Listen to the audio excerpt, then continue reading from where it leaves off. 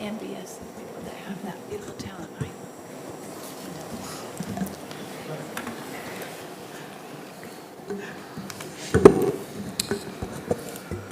Welcome, everyone. The hour being 5:30 p.m. on Wednesday, August 21st, 2024. The Tooele City Council and the Redevelopment Agency of Tooele City are meeting in a work meeting. This work meeting is being held at the Tooele City Hall Council Chambers located at 90 North Main Street in Tooele, Utah. This is also being streamed electronically on the Tooele City YouTube channel. We will start with a roll call. Councilwoman Manzione. Present. Councilwoman Goches. Present. Councilman Hanson. Present. Councilman McCall. Present. I'm Councilman Brady. I'm also present. Our third item is the mayor's report. We will turn the time over to Mayor Debbie Nguyen. Thank you, Chairman and Council. Tonight, I just wanted to report back on a wonderful community event that happened last week.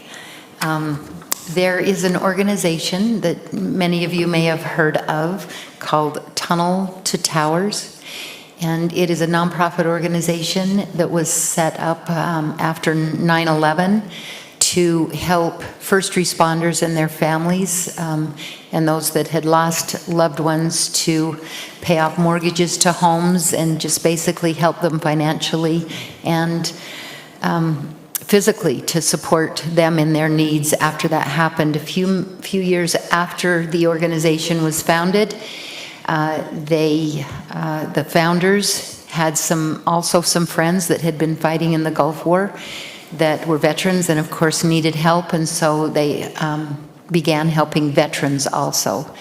And what they have done is they have built a smart home in Tooele City, and they have donated it to a veteran. And I got on their website and I printed off what they have to say about United States Air Force Technical Sergeant Jesse Clark. He was born and raised in New Bedford, Massachusetts. Clark grew up in a poor household and was raised by his grandparents. He was very active as a child and enjoyed playing sports at any chance he could. He enlisted in the United States Air Force in April of 1985 because of his desire to travel the world. Throughout Clark's extensive career, he served in many fighter squadrons and got the opportunity to travel very often. He earned several achievements during his years of service, including 4 Joint Meritorious Medals for his bravery in combat. Clark served over 20 years with the United States Air Force.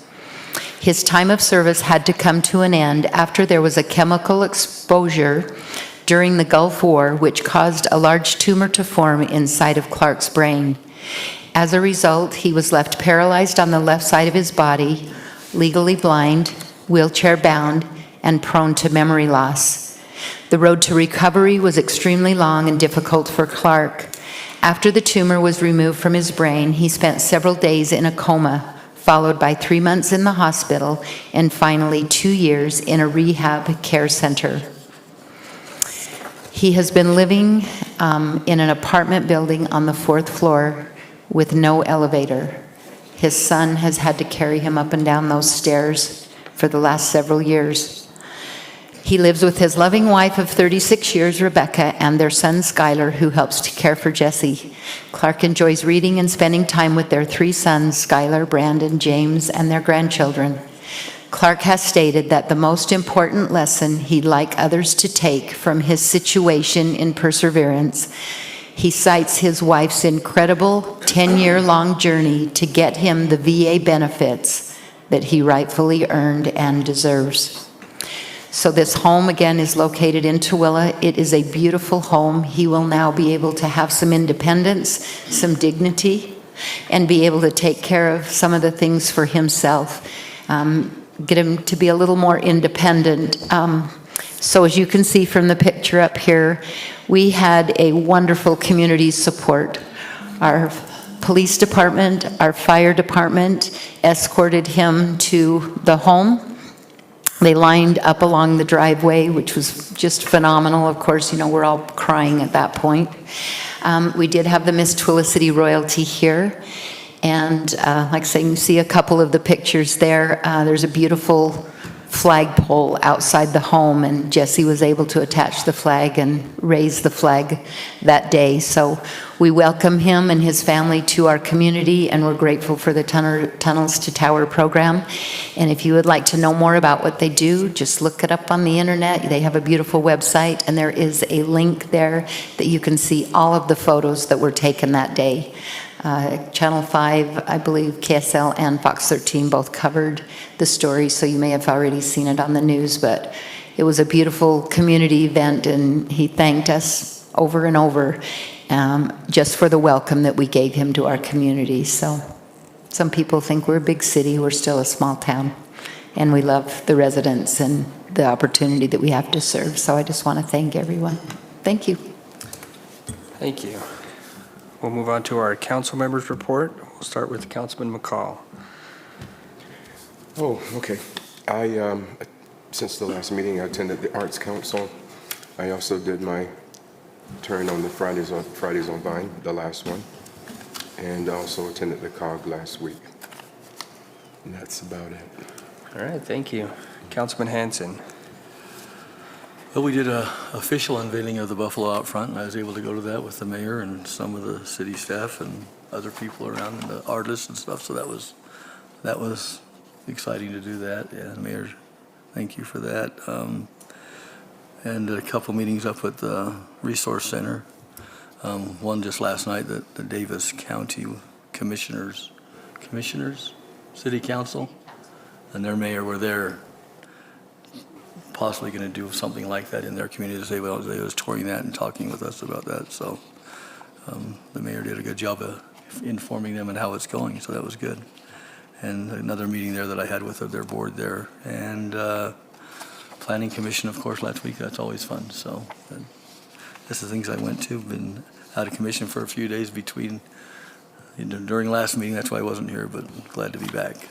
Thank you. Councilwoman Goches. Thank you, Mr. Chair. On August the 8th, I attended the Children's Justice Advisory Meeting along with Councilmember McCall.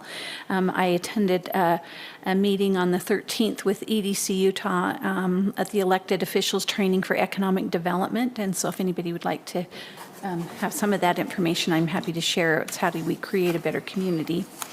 I also attended the Master Sergeant Jesse Clark Smart Home dedication with the mayor and welcomed them to my neighborhood. So they're my neighbors, and it's been a pleasure to watch that home being built. I was excused from our library board meeting on the 15th, but we'll catch up with the notes and things that transpired there.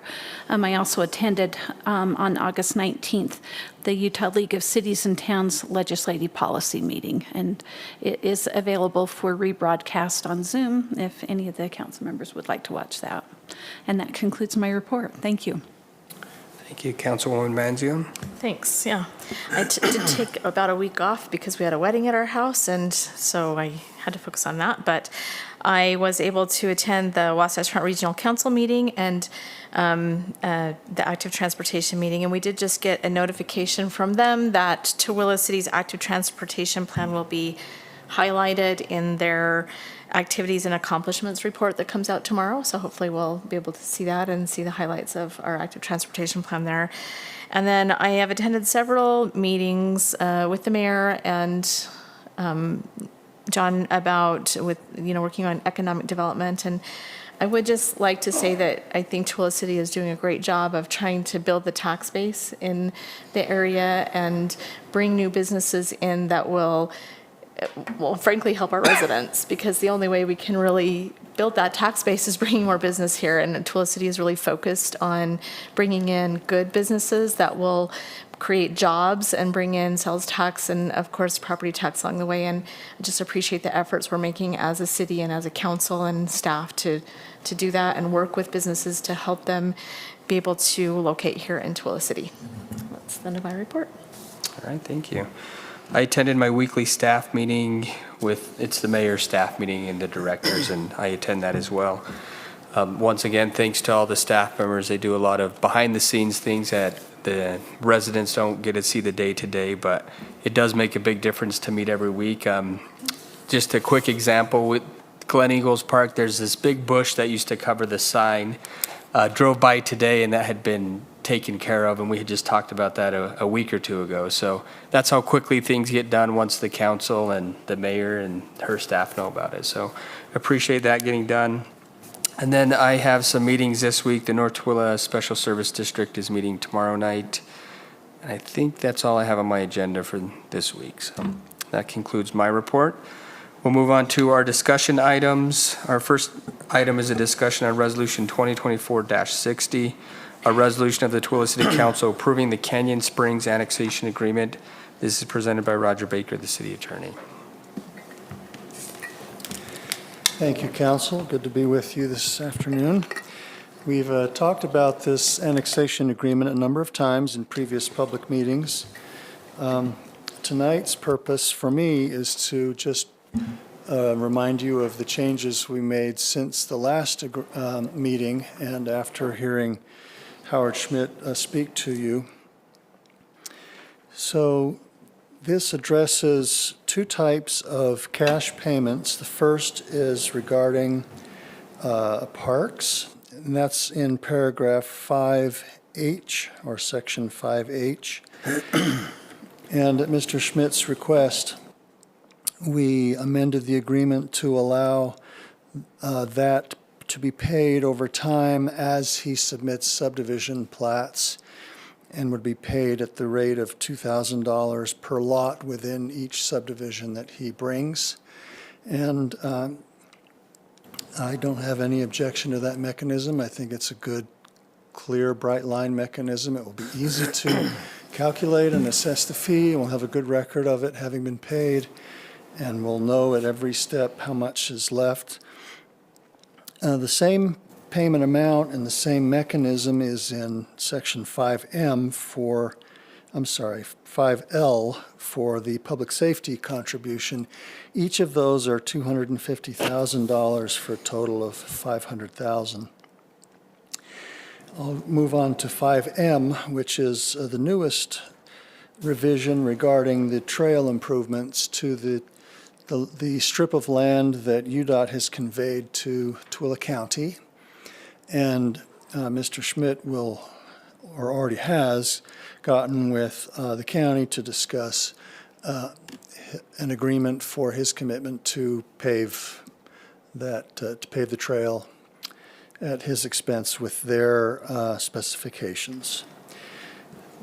There is a time limit for that. I didn't tie it to a number of days, but tied it to a critical step in the procedure.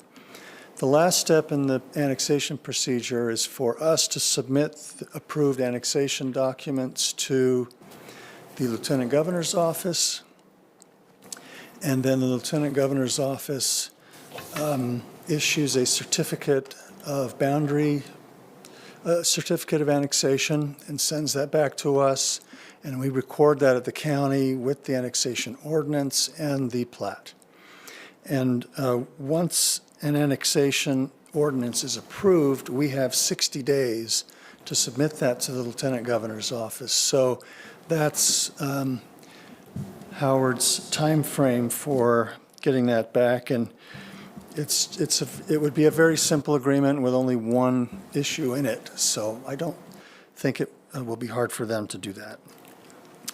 The last change is in section 5J regarding the dwelling sizes, and these are the dwelling sizes according to lot size. So different lot sizes would require different minimum floor plans. And those are laid out as the council and Mr. Schmidt reached a consensus in the last meeting, so those are in here. I believe those are all the changes to the last draft, and I have an email from Howard indicating that they look okay. So this is a last opportunity for you to have that discussion before you're asked to vote on that later this evening. Can I help you any further with this agreement, or do you have any questions? I have a couple questions. Okay. So early on, before we started this annexation process, again, we talked about that the county owned the property. So as a city, we can hold them accountable for property that's not the city's property? That was my I was like, we have it in here and it's probably fine, but is it okay for a city to tell me it's got to do something with another entity, instead of our own property? Well, we wouldn't have if the county and Mr. Schmidt hadn't already agreed that that's what they were going to do. And since that was the fact, then it was appropriate to put in here that we want to hold them to it. Okay, all right. And then the other thing is in 5F, and it's just a red line that says separated from Drewby Road for public safety. It's about the sewer. And so I was just wondering how that worked. Right, no, Because great. I didn't understand it exactly with the way it's written. They got to build the whole system down to somewhere, or how does that work? That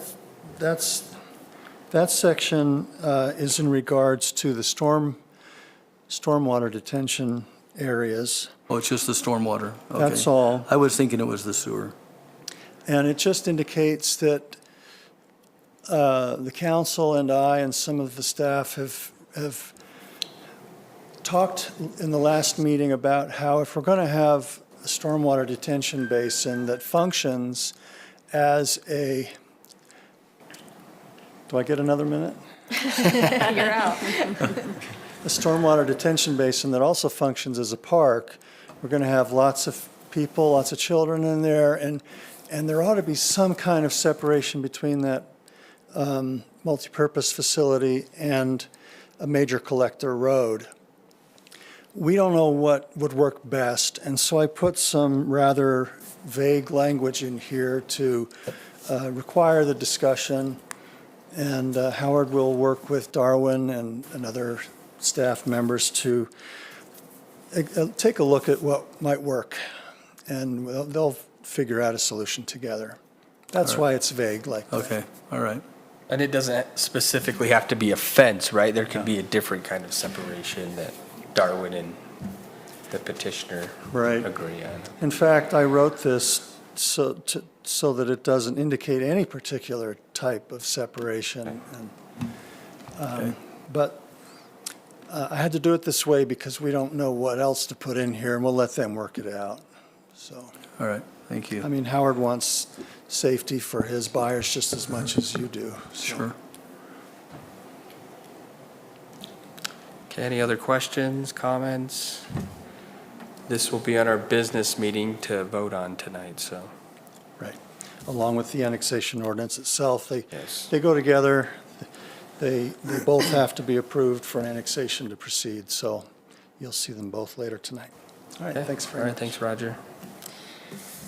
Okay, we'll move on to our next discussion item. It's a discussion on a land use map amendment for property located at approximately 200 East, 1000 North to reassign the land use designation from medium-density residential to high-density residential, presented by Andrew Agard, the Community Development Director. Thank you, Chairman, members of the City Council. I appreciate this opportunity to present a couple of these land use applications to you for discussion tonight. This is where you get to really get into planning, and as a planner, I tend to enjoy these applications more than the administrative ones. A land use map amendment is different from a zoning map amendment in that the land use map is an element of the Tooele City General Plan. This is where you as the City Council get to decide what kind of a land use occurs on the property. The zoning map is what executes the land use map. So this is where we get to do some planning, where you get to decide if a specific use is appropriate on a specific property. On your agenda tonight are two land use map amendments. The first one involves the approximately 10-acre parcel highlighted in red on your aerial photograph. The property is immediately east of the new fire station and immediately west of the Our House Nursing Home / Convalescent Care Center. And then the rest of the properties surrounding the subject property are undeveloped land. The current zoning of the property, just for your information, is RR5, which is rural residential 5-acre lots. But as I mentioned, the zoning at this point in time is really irrelevant in regards to the land use map application. The land use designation for the subject property is MDR, and MDR is medium density residential. And as you can see on the map, all the properties located to the east and north are also designated as MDR, with some RC to the west and some HDR to the south. So what exactly is the MDR residential designation? The MDR basically is a designation that requires single-family residential, along with some duplex-type housing uses as well as accessory dwelling units. In the MDR, there is no multifamily residential, so you would not be able to construct townhomes or apartments or condos. And the MDR designation requires the R17, R18, or the R110 residential zoning districts. Those are the zones that have the densities and the permissible uses that qualify with the MDR designation. The applicant would like to change the designation of the property to HDR, which is high-density residential. And you'll note that the map, it demonstrates how the land use map would appear if the City Council were to adopt this proposed change. The HDR designation is a land use that caters specifically to multifamily residential. So in this designation, you would see townhomes, apartments, condominiums, and other types of multifamily housing. I'm sure they're out there. I can't think of any more than those three. But in this area, you cannot construct single-family or duplexes. It is not a permissible use in high-density areas. And then we have 4 zoning districts that fulfill the HDR. That's the MR8, MR12, MR16, and the MR20 residential zoning districts. The most prevalent MR zone that we have in the city is the MR16. So in looking at this property and the surrounding uses, you can see that to the south there's some high-density residential. That's the Country View Villas senior residential community. That development is composed of 4-plex, basically 4-unit buildings. The Western Acres townhome development is to the north. Its southern boundary does not extend to this property, but it's close.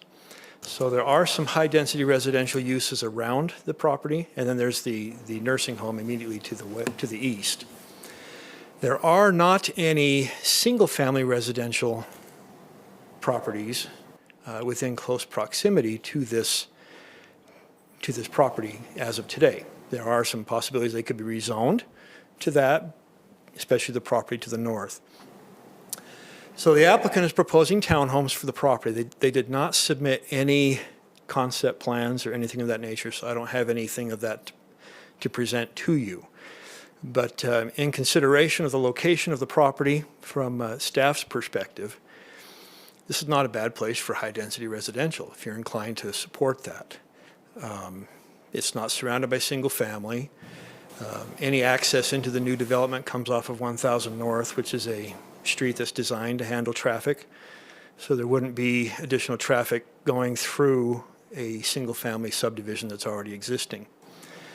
You have some regional commercial to the west, which is on the zoning map. You'll see that is largely industrial. Yeah. So that's the land use map amendment that's being proposed. If you have any questions or anything like that, I'd be willing to discuss that further with you. Questions or comments? Go So ahead. you have no indication of what density they'll be asking for 816? I don't have any indication of this precise density, but because it's townhomes, I would anticipate an MR8 or an MR12. Okay. Yeah, MR16, you're getting into apartment buildings. I think it's a good place for it. Would there be any concern with the Air Med being in that area, like them trying to land their helicopter? Is that a concern if there's residentials that close? I don't know for sure if it'd be a concern in regards to safety. There might be some noise concerns, and those residents that move in afterwards you just have to deal with it. But safety-wise, I can't answer that. I don't know for sure. Good Okay. question. my thoughts are I see lots of townhomes and apartments going up in this city. I'm just wondering how our ratio's looking to where it should be for that kind of thing for a city. I don't even have any kind of answer for that myself. I was hoping you had some input there. Good question. Well, I can go back to our moderate income housing plan. These types of densities are beneficial in that they do provide greater flexibility to construct housing that is affordable to moderate income levels. So I think that we need more of it. Okay. I don't have exact numbers for you in regards to the ratios, but we need more of it. Yeah, and you would have a Absolutely. lot better pulse on that. I was just curious what the ratio should be in a city, a small town, that kind of thing. Yeah. I'd There be are lots happy to going, research and that my further for grandkids you. and kids can only afford that kind of thing, Me- so mine it's too. what, it's what's got to be, but Yeah. I'm just curious about that. I'm not definitely not against it.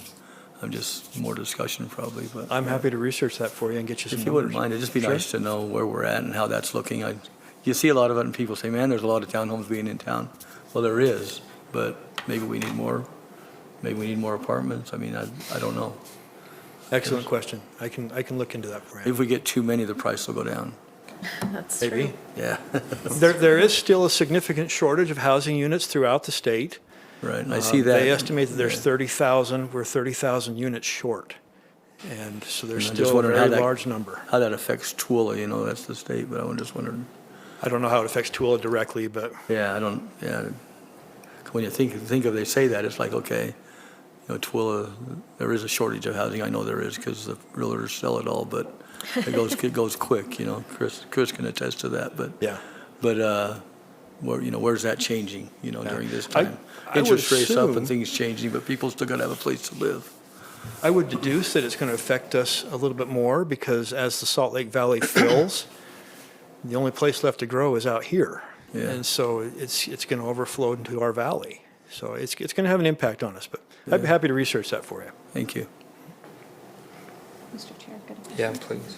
Andrew, I do have a question. You did mention something about traffic, and then since this is going to be high density, I'd wonder if they are required to do a traffic report to show what the impact is. And then also, I have kind of a concern about safe routes to school because there are not sidewalks in that area. We have a charter school that is close, and then there's also a public school that's further away, but with high density, there's going to be a lot of children that are going to walk to school. Who would be responsible? Because there are open areas that are not developed, and there are no sidewalks there. Would it be a city responsibility to provide a safe route to school for children? So to answer your first question in regards to the traffic, we will require a traffic study to make sure that we have accurate determination of the potential impacts as well as the necessary improvements that would need to occur at the intersection there. So that will definitely be something that we'll ask for, at least for the subdivision and the site plan. You could even ask for that as part of the zoning map amendment if you'd like to as well. So Okay. that can be done at any time. In regards to a pedestrian safety route for children to get to the nearest school, I don't know if we can require them to make improvements on frontages that aren't impacted by their own subdivision. We could require them to do improvements on their frontages. Beyond that, I think our hands are tied.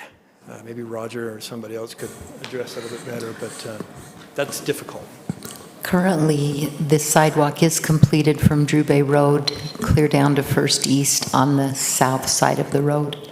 So, of course, we could make them do it in front of their development, but any farther up, and there is some fields there, but there is a sidewalk across the street, so we'll get them across the street and then they'll be safe. We could probably require them to put in a crossing, maybe so. Again, depending on what the traffic study determines, but that may be something that's proportional to their development that we could require. And there is going to be a light with our fire station. So, that is, a very good safety thing. It's just, the way their property is configured, they're not responsible for very much sidewalk. Yeah, their frontage isn't very The long frontage there. is very small. Okay, thank you. Excellent questions, thank you. So I have a little bit of a concern, and this would happen in the future, but on the east side of our house, I think you could have the potential where you would have this island of a high-density use, right? And then, let's say someone comes in east of our house and they want general commercial. And then all of a sudden, we're going to have this high-density area that's surrounded by regional commercial, general commercial. So I think that's kind of concerning a little bit. Maybe that's good in some ways, that it would put foot traffic for some of these businesses if you did have businesses that way. I don't think I would approve anything, this is more zoning wise, but anything above a 12 would probably be the max. I would think I'd be more inclined to approve like 8. So I'm not opposed to it, I just have some concerns about high density right there, and I'm not really sure how I feel about it yet, and I like the discussion, I think we've had a good discussion. If I could also just throw something out for the Yeah. council to consider. 1000 North is a busy road, and there's a lot of traffic that drives down that road. Yeah, you may want to look at maybe preserving that frontage for commercial. I think that would be That's the best definitely use of it. something you yeah. could consider as a council. Is there any road that, so we have 1000 North, but is there going to be another road that would run north and south before you get, like off of, is it 7th, not 7th Street right there, what's the, It's about 200 east. Are you referring is to the there- west of the property where the yellow and the red? either west or east, is there a road that's going to run north and south? To the east, there is a road planned there, and this development could actually help facilitate the construction of that road. To the west, to the east, I'm not entirely sure what the transportation plan indicates there. I don't believe there's anything planned for a major road extending north at that point. The connection for Western Acres will come down to 1000 North, slightly off the map there. Ultimately, when Western Acres develops The south. west side of this map or the, East. Yeah, East off to the, side. towards the word townhomes, there's potential for a road there that will connect to 1000 North and ultimately connect all the way up into Western Acres. At 310 East, I don't believe there'll be any kind of a significant roadway through there. so is the property just north of this, is that Western Acres, or is there a piece of land in between that? There's 2 parcels of land in between Western Acres and the subject property. And they're about as wide as, each parcel is about as wide as what you see there under the MDR. And we've talked a lot about that road to the west. When we've talked to businesses that have wanted, have looked at this area, that's been a hindrance, actually, because there's not any sort of connecting road there. So it could be really good for that area right there to have a road. I think you almost guarantee that the property north of it's going to have to be some kind of higher density.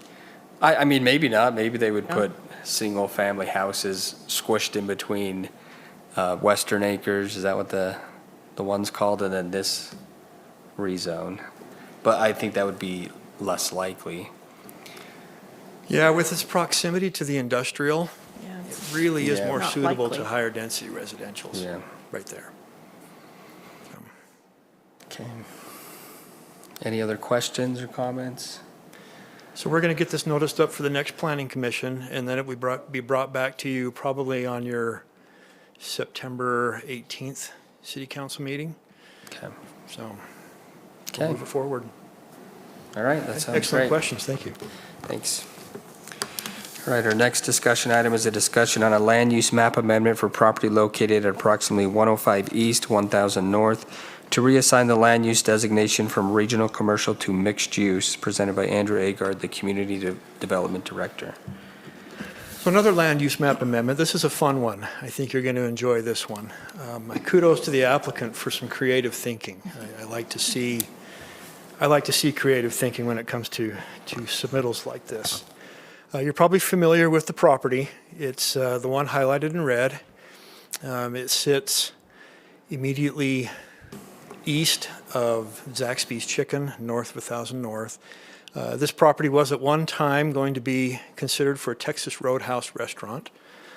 At that time, Texas Roadhouse was only interested in developing about 2 acres of the property, and they wanted to do the rest of the property in high-density townhomes.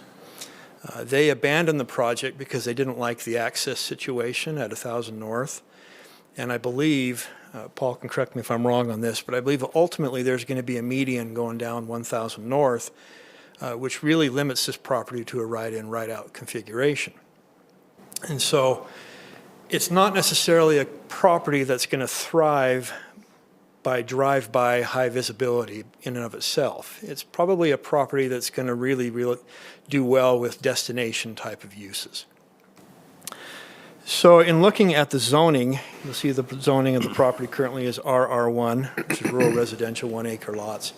That's a holding zone that goes back to the residential properties located to the east.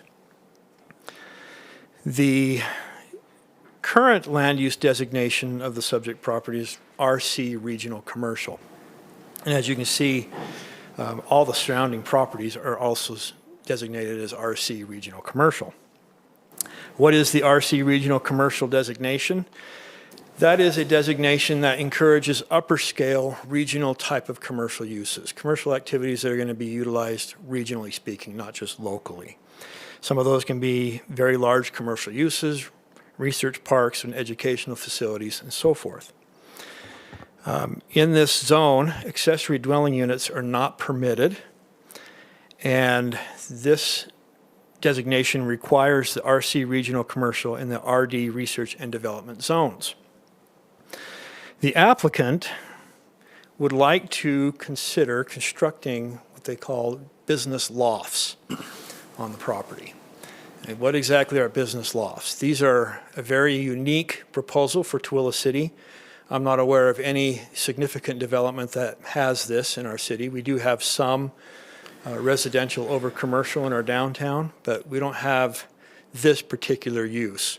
So in advising the applicant, there's only one particular zone that really permits what they're asking for, and I'll get into that in a second. But as you can see by this conceptual layout, that it looks kind of like a townhouse development. It has a drive aisle going through it, and each driveway accesses a unit.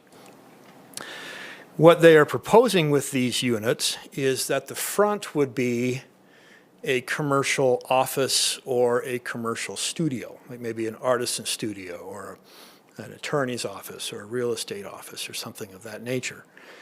And then the back would be a garage to park their vehicle, and then the top floor would be their residential unit, their home where they live. And you can see on these concept drawings, they look like townhomes. They really do have kind of a residential appearance, but the doors that you see on the front are actually commercial entrances. Here's another elevation that was provided by the applicant, with the white door being the commercial entrance. Again, commercial on the ground with some residential on top. And then another elevation that was provided by the applicant.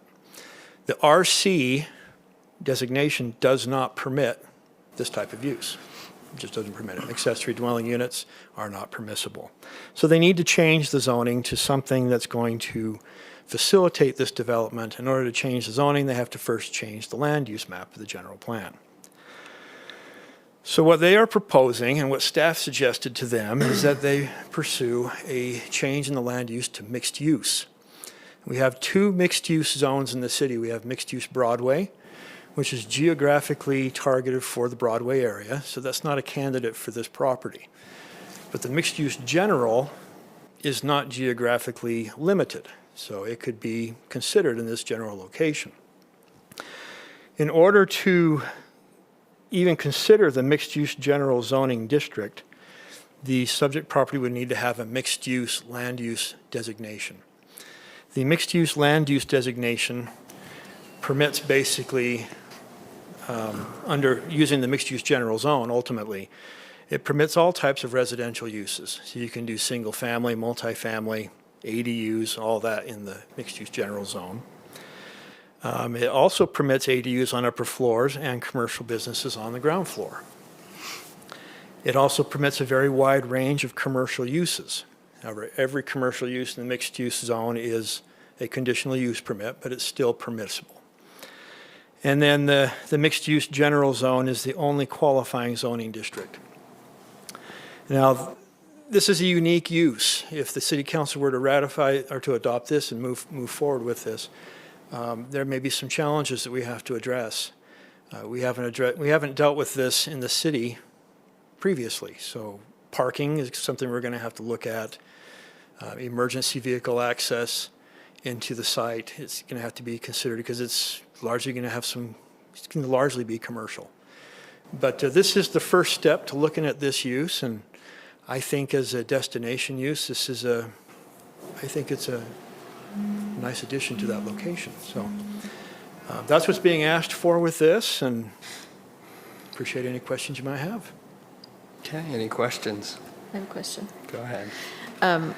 I like mixed use, but is there a type of zoning that we are missing? Because this kind of use is going on all over in Salt Lake. I know we're not Salt Lake, but is there a type of zoning that we're missing in our arsenal, or is mixed use really the best zoning? The mixed use is a pretty good zoning district for this. I really think it is. It's just a little lacking in the qualifications, the details. As far as Tooele City goes, we don't have anything else that could even come close to this. Other cities may have zones that are a little more specific to this. So we could change that if we needed to. We could change that. We could adopt a new zone or amend the mixed use general to have a lot more of those qualifications in it. Not a problem. That's something we can work through. As we've done things like that, as far as we changed them, then we ran into other issues that we didn't realize Right. when we was doing it. So that's something you got to be careful with. That's why we expect you to take care of all them details for us. Yeah, there's always a snowball effect, and there is. And then the things you mentioned, the parking was my first thought, is like, there's not enough parking to have a business there, so Right. we'd want to have to limit the amount they'd have in that area, because you're going to have parking for the businesses. Somehow there's that gonna would have to have to be have customer worked out. parking. I'm totally for that kind of a thing. I think it's a good idea, but just the details. Yeah, the details. I think I have a hard time picturing it, because, so would each unit have some kind of commercial underneath it that's, I know this is a concept plan, but does each specific unit have a business associated with it, or is it like the bottom of the entire complex is one business? Or is It's that getting my- into the, It's my understanding that the entire bottom floor, the ground floor, is a business entity owned by the person that lives above it. So it's a live-work arrangement. They live there and they run their business below. Could they change it though to where they had, I'm sorry to butt in. No. They sold the bottom to, or rented out the bottom to a different business, and they still lived upstairs. That's a great question, and the ordinance doesn't address that. Yeah, it might be, I don't know if it's good or bad either way. I mean, it might be good to let somebody rent it I just don't think you could get 50 businesses in there. in that area, like individual businesses. I think if you, St. George has kind of this same thing, but it's more like a condominium and then it has businesses underneath it. I think that would work better here than these individual buildings, and you're trying to have maybe like 5 to 8 businesses in this area with residential above it.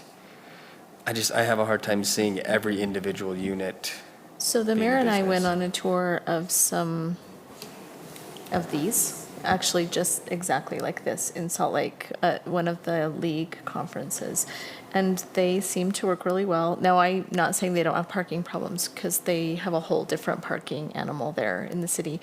But they were not businesses like it's not like a dentist office or a grocery store. It's really like an artist studio or an attorney's office where it's just one person. They might have one client come by occasionally, but it's not a business where people are coming and parking and staying. It's like you said, a destination business where it's like one customer or no customers. So I think it's a different concept than what we're thinking of. I mean, do you have something different to say than that? There was one there that was operating as a dog groomer, and she had said, I bring in one animal at a time. And some people walk there. But they had another area for parking, and that was right across the street from one of those like vending machine looking parking. I couldn't believe it was real, but you would pull your car in and It's like a machine that brings it up to the Carvana. different levels. Yeah, it was really fascinating. But yeah, it was really different, but they were full. They were all full. I know we have a lot of businesses like that. I think even like a hair salon or something. Yeah. My wife has done hair for a long time, and it's hard to find space, but I don't know, I question if we have that many people that would do it, but hopefully. I guess my, Andrew, let me go ahead, Dave. I guess my question, and Ed touched on it, if they're going to be owned by the individuals, or are the people that are doing this, are they going to just rent them to different businesses? Because I'm thinking it's going to have to be rental, because it's kind of hard for someone, I think, to buy one of these units unless they know they have enough business coming in to make their mortgage payment. But to rent one, you might be able to rent one and, keep it going that way. And if that's the case, if they're going to rent it, I'm wondering how they're planning to accomplish that as a landlord. You know what I mean? Because as we know, apartments are only good unless they have the right rental company running it, to make sure everything is always done. So I would love to find out how they're going to do that. But the concept as a whole, I don't have a problem with the concept. I think it's pretty cool. That's an excellent question and an excellent concern. My understanding, these are to be owner-occupied, but I don't know for sure, and I don't know if the city has any mechanism that they could prevent somebody from renting it out in the future. I doubt it. Throughout the process, I'm sure the applicant will be here, could probably address that a lot better than I can at this point, but those are excellent concerns and excellent observations. Andrew, I had a question on the map that's being shown. The little white things, are those cars, or what are those? I think those are contours. Those are contour markers. What does a contour marker mean? So it just kind of denotes the slope, because it slopes down towards, okay. so it's just, I think those are contour numbers. Okay, these guys are laughing over here. I just kind of thought, oh, are they cars? And They're kind of is bold. there an area to park? Okay. They're very bold. No longer cows. In fact, that's probably a historic farm it's going on to. It used to be Is the Johnson's open- Farm, so maybe the cows are back. It is a historic farm. Is the area that's a triangle, is that additional parking, where you have a lot of contours? There's some slope issues there. It does slope off quite significantly. So at this point in time, I believe they just have that as open space. They're not doing Oh, I anything see. with it. That's not to say they couldn't do some engineering work and some retaining walls and turn that into a parking area. Of course, they'd have to meet all the standards for stormwater and everything else, but that could be usable space for parking. Okay. Be great if somehow we could connect them to the businesses that are already there. That would be nice. Yeah. Yeah, I'd probably like more information regarding parking requirements, and I visited, some similar places like this before, and I do think it's really nice. Nail salon below, somebody lives up above. I just kind of like to have a little bit more answers for uses and parking requirements. And I do think it's a good location around the corner, on Main Street. We have a bus stop, and, there's places for people to obtain public transportation. So, I just. What I can do like is it. I can research some other cities that have zoning ordinances in place for this type of use and see what kind of parking requirements they have. I know that Farmington City has an ordinance that permits this type of use. I could definitely look into that for you, get some numbers for you. Thank you. And there are some in Santaquin that I visited before, so. And you said every business would have to have a conditional use permit? In the mixed use general, almost every use requires a CUP. So that helps also. I mean, Excellent questions, excellent discussion. I would have loved to see Texas Roadhouse go right here. I understand the issues that But they there- had it with was transportation, but I That think they would have location. done so well in Tooele. Hopefully they find another spot. But that is part of my concern, though, is I can see a business going there.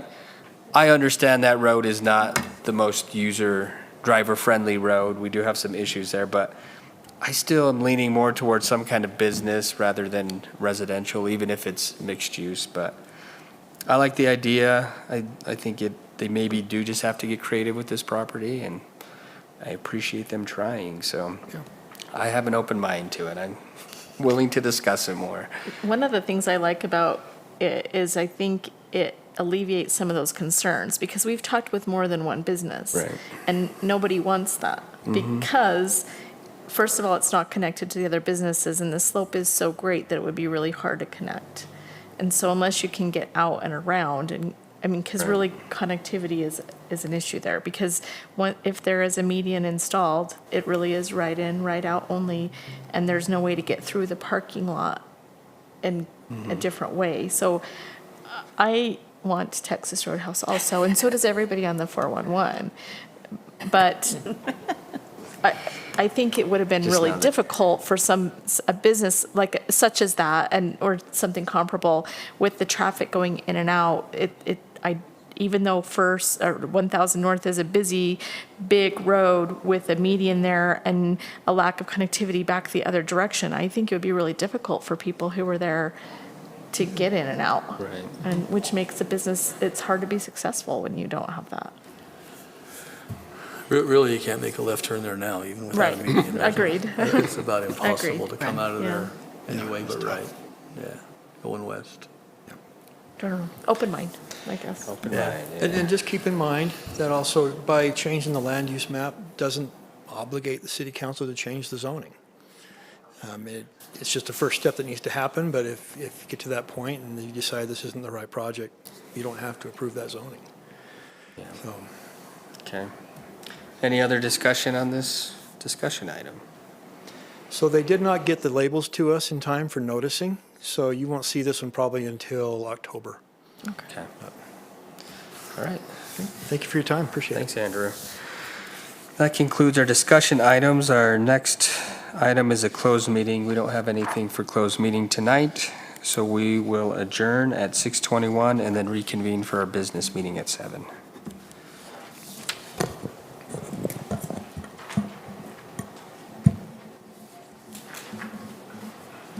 Have you ever been to Farmstead Bakery in St. Louis? It's right by the city park.